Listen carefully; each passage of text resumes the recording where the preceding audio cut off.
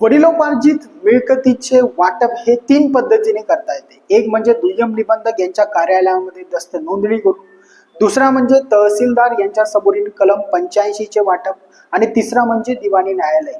यामध्ये तहसीलदार असतील किंवा दुय्यम निबंधक कार्यालय असेल यांच्याकडचे वाटप हे सोप्या पद्धतीने होते, परंतु दिवाणी न्यायालयामध्ये तुम्हाला वेळ लागतो.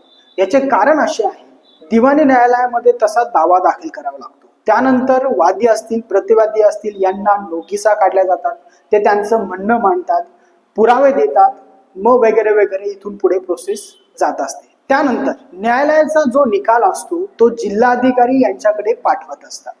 जिल्हाधिकारी तो निकाल हा रीतसर तहसीलदार यांच्याकडे पाठवत असतात आणि तेथून म्हणजेच तहसील कार्यालयामधून असे प्रकरणे हे भूमी अभिलेख कार्यालयाकडे पाठवण्यात येते. भूमी अभिलेख चे कर्मचारी हे संबंधित अर्जदार त्यांच्याकडनं मोजणीसाठीचा खर्च घेत असतात, तशी मोजणी करत असतात व तसे वाटपाचे तक्ते तयार करून हे तहसीलदार यांच्याकडे पाठवत असतात आणि त्यानंतर तहसीलदार हे संबंधित लोकांना तशा नोटिसा बजावून त्यांचे म्हणणे ऐकून घेऊन तशी निकाल हा देत असतात.